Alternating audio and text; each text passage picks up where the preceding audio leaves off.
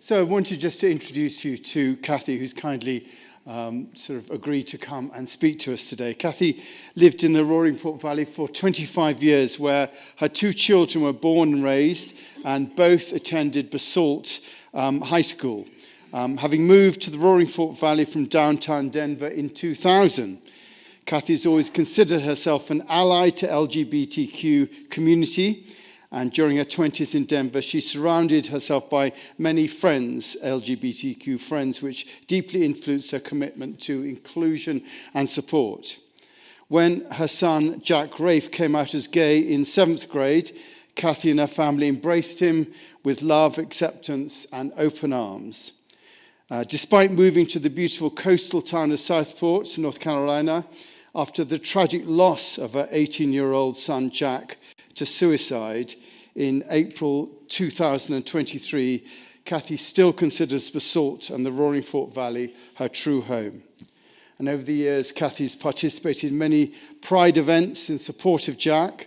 Her dedication to wellness and acceptance of all people is unwavering, and the mission continues through Jack Rafe's Mental Health Fund, an essential part of Aspen Out. And through this meaningful partnership, Kathy honors Jack's legacy by advocating for LGBTQ+ community and championing his passion for acceptance and inclusivity. Would you please welcome Kathy Potter?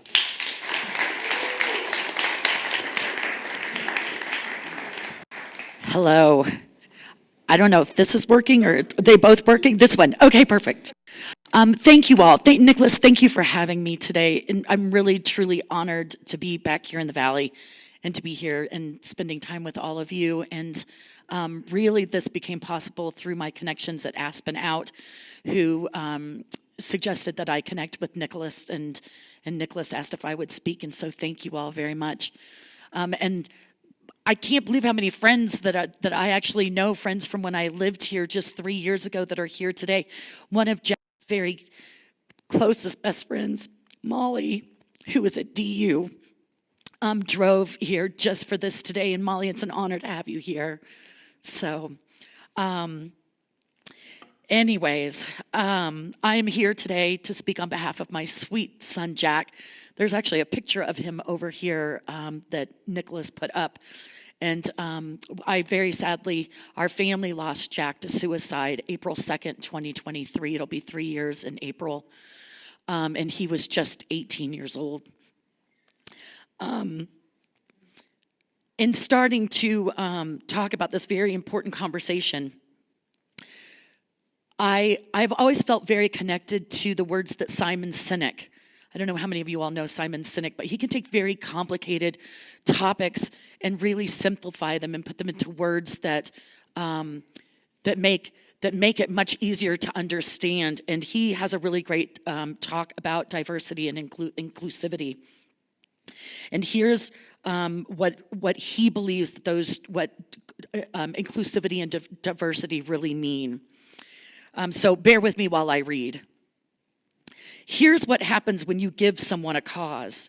You look for ways to bring that cause to life. You need the diversity and inclusion to see opportunity or to see the breaks or the gaps. We all have different perspectives and upbringings, all of us. Not better or worse, but just different. It's how you approach it. What diversity and inclusion is all about is perspective. If you give people cause, they will look for ways to bring the cause to life through their perspective. Look at the abolition of slavery, women's suffrage, civil rights, and gay rights. Somebody with diverse opinions and upbringing said, I am still not included in that. And so therefore, we start a new effort forward. When we have a vision, we most often have our own perspective, our own unconscious bias, and we have blinders. But if we have lots of people on our team who all have their own conscious, unconscious biases and their own blinders, then together we create a broad view.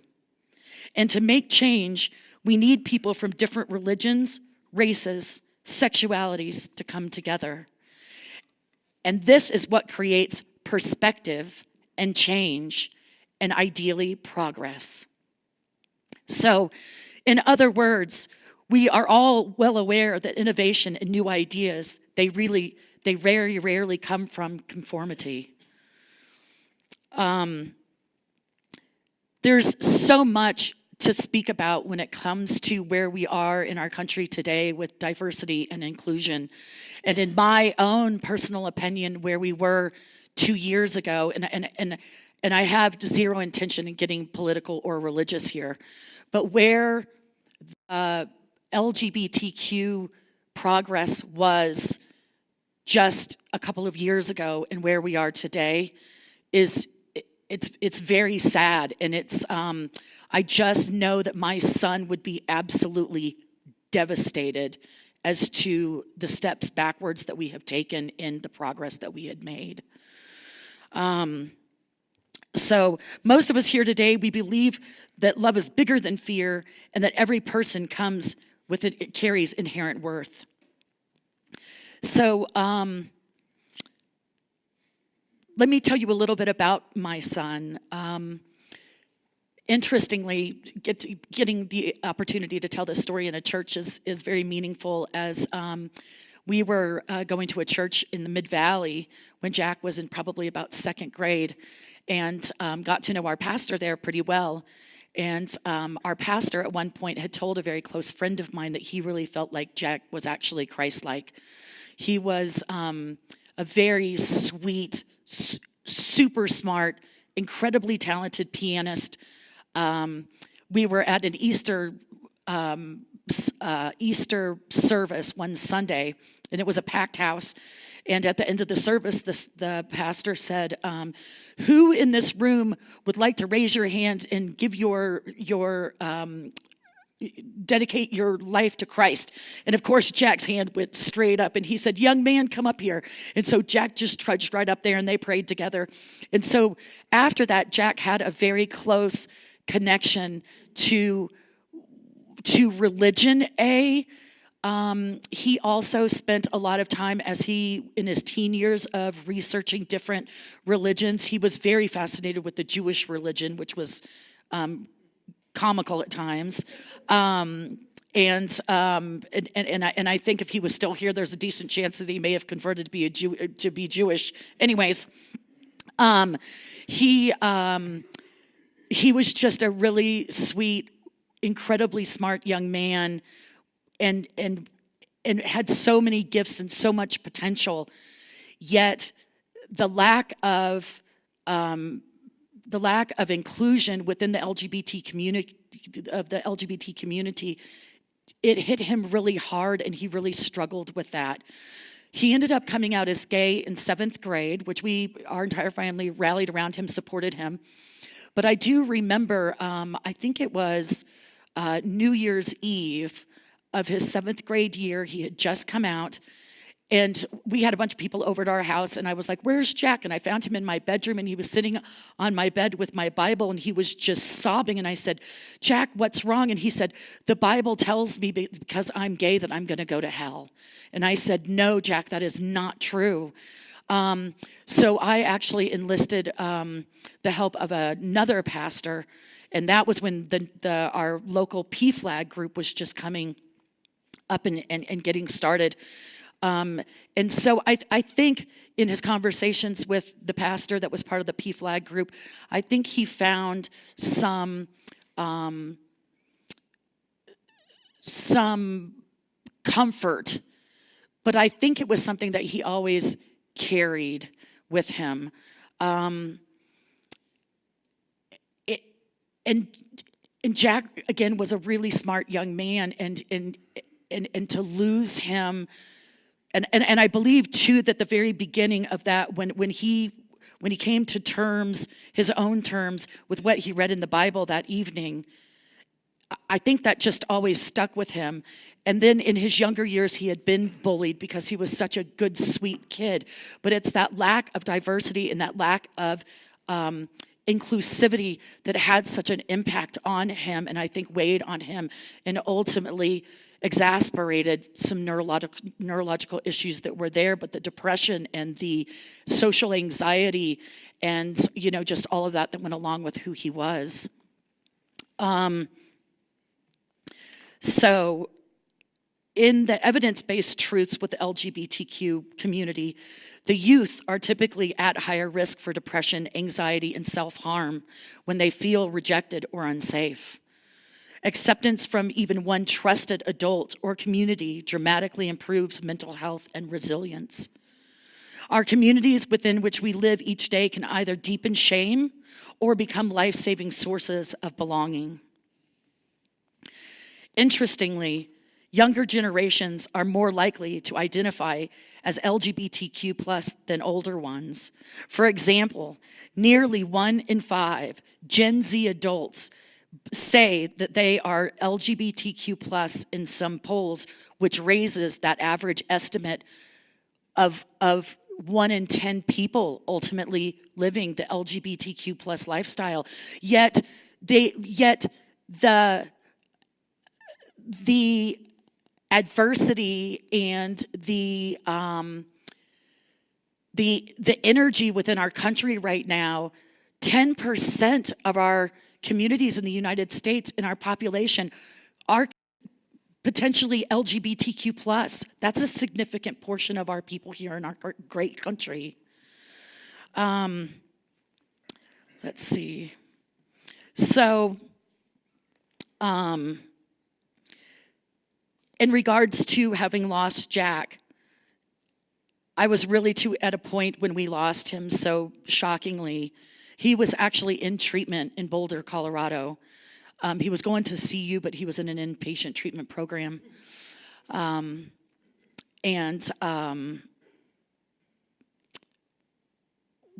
I got the call that I had lost him, it was suffocating. I could barely breathe. And I was in the process of moving. Jack had been in treatment for about 15 months prior to losing him, to the tune of about $250,000. People do not understand how incredibly expensive it is when you have a loved one in crisis. And so I ultimately had to sell my house here in the Valley in order to help pay for those expenses. And so I lost Jack on a Sunday. My movers came on. My house was under contract. My movers came on Tuesday. My house closed on Thursday. And of course, just my incredible group of family and friends just rallied around myself, and my daughter had flown back. She was at University of New Hampshire at the time. And one of my closest friends said that we grew up as military brats, and she had come to me and said, hey, we want to start. She said, I'm getting so many phone calls from all of our friends all over the country who can't be here for the service, but they'd like to donate money somehow, some way. Catherine Johnson, my dear friend here in the front row, was the bookkeeper for Aspen Out at the time. And I had said to my friend Shelley, I just can't even think about this right now. That's just not even possible in the midst of trying to move and close on the house. But I happened to mention the idea to Catherine, and she said, do not do a thing. Give me 24 hours. Shelley had said, can we set up a GoFundMe? Catherine said, no, do not do that. Within 24 hours, we had the Rafe Memorial Fund set up at Aspen Out. And from the time I lost Jack to his actual service was about 2 weeks. And within those first 2 weeks, we raised almost $40,000.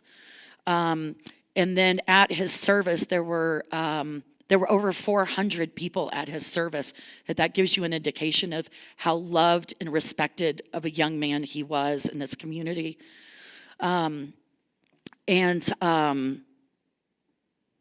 Oh my gosh, I'm so nervous.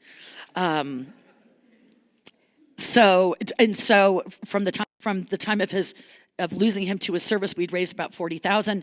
Then we had an Aspen. There were some articles in the paper about his service and his service, and my own process of how do I deal with the loss of my son going forward became this whole idea of turning my pain into power. And it ended up just not being my pain, but the entire community's pain. And what grew as originally as such an organic grassroots thought to raise money to help other families with LGBTQ+ children in crisis has now just exploded and grown into this absolutely miraculous piece. And so what started as the Jack Rafe Memorial Fund with originally $40,000, and then we had an LGBTQ+ Aspen philanthropist that actually matched those first $40,000, and boom, we had $80,000.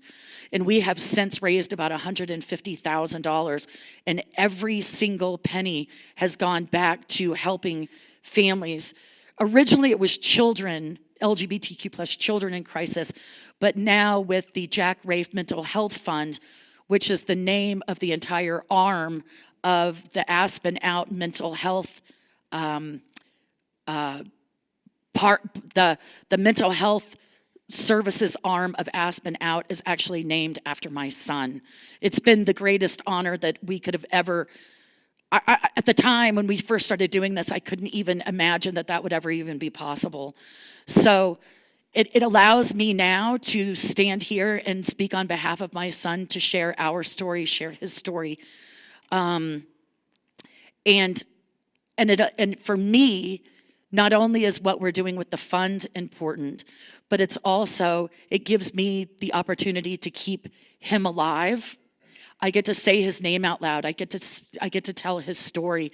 I get to share his story with other families, of which the fund continues to help. And there's absolutely no doubt that we've been able to save lives. And I actually receive cards from time to time with updates from families with children that we've donated. We've made donations to families to help with inpatient treatment. The treatment center that my son was in Utah leading up to losing him before he went to Boulder was $17,000 a month.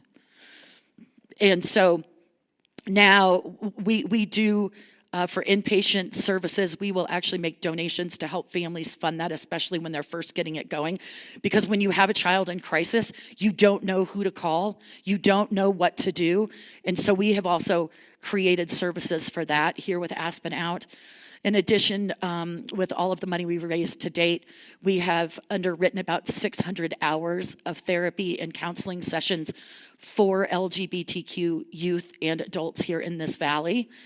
The counseling and therapy is incredibly expensive. It's very cost prohibitive, but it's necessary. And so it's just really lovely today to be able to receive cards from families saying, thank you, you made a difference. Thank you, my child is alive. And so it gives me, it creates hope for me that I can still continue to help other families. We couldn't save my son, but we can help other people.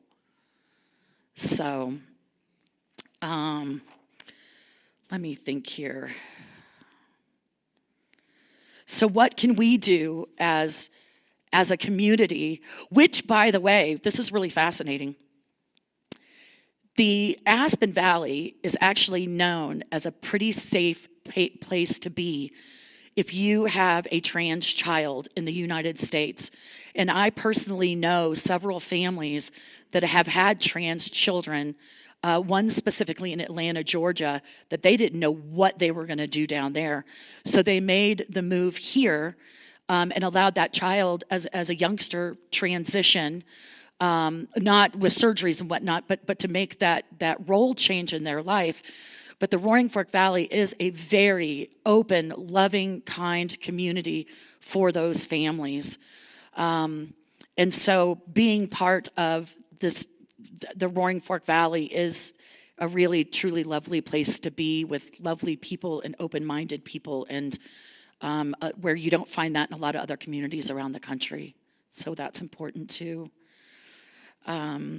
And inclusivity, it isn't only the responsibility of LGBTQ plus people. So many of us can be allies. And to be an ally for the LGBTQ plus community doesn't mean that you have to, you listen and learn instead of assuming. You speak up against discrimination or harmful language. You use inclusive language to those who desire different pronouns, that kind of thing. Seeing LGBTQ plus people represented, one, it reduces stereotypes and misinformation, and it helps individuals feel seen and validated. Representation shows young people that they're not alone and that they belong. It also helps non-LGBTQ plus people understand experiences different from their own. And back to what Simon Sinek had to say, in that it's all about perspective, and the more perspectives we have that come together actually create that broad view. So thank you all very much. It's a true honor to be here and to speak to all of you. Molly, thank you for being here. Catherine Johnson, Andrea, and it's just, I really appreciate everything. So, yeah, Kathy, come on. So we have always an opportunity to make a comment, ask a question, share an experience about what's been said, and sometimes we just have a bit of a silence. But if you would like to make a contribution to the discussion, do raise your hand and I'll come to you with the microphone. Good. Andy, and then I'll come to you as well. Thank you. Napoleon Hill has a beautiful quote that I think is very applicable to your story. He said, "Within every adversity lies a seed of equal or greater benefit." And it's just amazing, the transformation from, the tragedy to now this beautiful situation you have. It's a perfect example of that quote, I think. Thank you. Great. Thank you. Hi, Kathy. I did not know you were going to be speaking today, but I'm Lexi Anderson's stepmom. And I just wanted to... Lexi was one of Jack's dear friends from Basalt High School. And I just wanted you to know also the impact that he has had on her life. Yeah. And just the incredible, beautiful young woman that she is becoming. They were good friends. And a lot of that is because she had the support of someone as beautiful as Jack. Oh, thank you. Anybody else?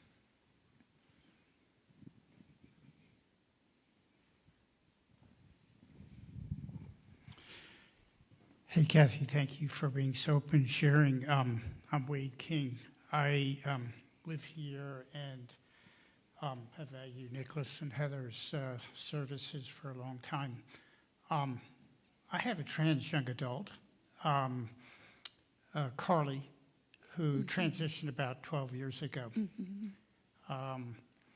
Your journey, we could add a lot of details. I'm also a physician, so when I moved to San Francisco when I was 25, most of the trans individuals had no support whatsoever. They had no mental health support. They were mostly street workers, to be honest. So when my daughter came out, I was very scared as a parent, as a doctor, because I was living in the past. Fortunately, fast forward, and a great example of this valley, a lot more support systems for trans individuals. Some of the details I will just add is, there needs to be a unselfish rock of commitment within the family, which clearly Kathy, and I'm sure Jack's sibling offers. And I'd like to feel I've been that for my daughter, but she has a sister who's very supportive. And just so you know, fast forward, she had what's used to be called sex change surgery 15 months ago. Now it's called gender reassignment surgery. That's one of many surgeries. It takes great bravery to be a trans individual in this country, much less in other countries, where there are not these kind of support systems. But as a family member, like you have committed yourself to, it is imperative that you take away any glint of narcissism, selfishness, and you focus on your family member. And you may not agree with everything that they believe or say, but they have to know you love them unconditionally and you are there for them always. I'll stop there.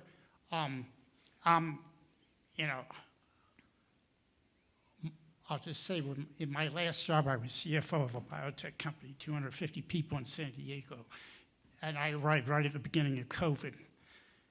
People were scared about a lot of things, but I opened up because I'm just that way. That's the way you help people and you impact people positively, by being able to share your experiences.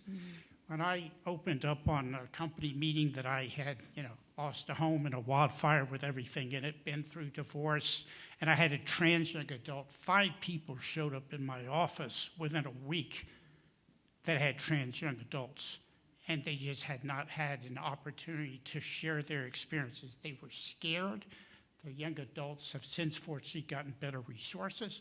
So, we need as a community to rally, to be willing to talk about these experiences, because that's the way you impact people in a positive way.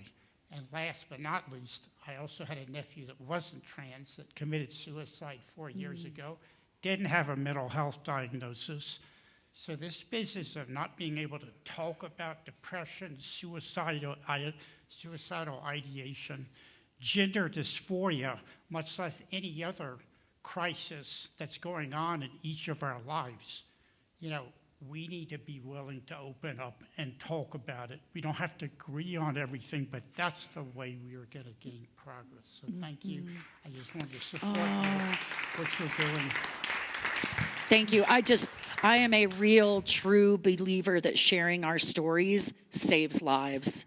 I can speak from experience of that, and I live my life by sharing Jack's story in hopes of helping others. So thank you, Wade. Thank you for your support for your family and all your words you shared. And also, myself as a father of a transgender daughter, it's lovely to feel the welcome and inclusion that we have in our community here. And that's always been a great sense of both Heather and I. We've felt very supported, and Sam, I know she feels supported as well within our community, so that's nice. Wonderful. Tom. I think we all grew up with different frames of reference. People have different points of view. There's a lot of conventionality around diversity, but actually, if you take a step back and you look at the universe is filled with frequencies that are on a spectrum, all different. If we are part of the universe as humans, we are going to be somewhere on a spectrum of our own resonance, our own frequency, and some of that is going to be sexually, politically, ideationally different. We should be more, in my opinion, we should just recognize that the universe works the way it works with frequencies. We should too, and not have judgment, but have acceptance of diversity. It's just the way the universe actually works. That's a simple way of putting it. Simple logic. Yeah. Could you pass that along, Liz? I'm just reminded of this really excellent quote from the spiritual teacher and speaker Ram Dass. And he says to treat and approach everyone like God in drag. Which is really brilliant because, that's really what it is, isn't it? Is that we are all this sort of expression of God. And it really, that quote in particular, it makes you approach everyone and everything with an open heart and an open mind. And it encourages one to, when the ego tries to tell you or speak for you in a way that creates separation between you and the rest of the world and all these miracles that you're surrounded by, it's really important to remember that everyone and everything is an expression of God, and that it needn't be any different than the way it is. It's perfect how it is, and I think that can be applicable in many circumstances, but my very best friend who I grew up with, his name is August, and he is a trans man. And we've known each other since we were 15 years old. And it was just really remarkable when he told me that he was transitioning and going through his journey. At no point did I ever lose sight or did I ever feel like that I was losing this other version of my friend, and this new one was coming into fruition. It was sort of like, I don't know, I was just seeing this person evolve the way that he was always meant to, and the way that I always really knew him at his core. And I'm just really so proud of his courage and his wisdom to really know his most authentic self. We grew up in Texas. That isn't easy. Right, sure. You know, and so I'm just really proud of him. And I'm sorry, I'm kind of rambling on now, but thank you for sharing your story and sharing your son, Jack, with us today. Thank It was very inspirational.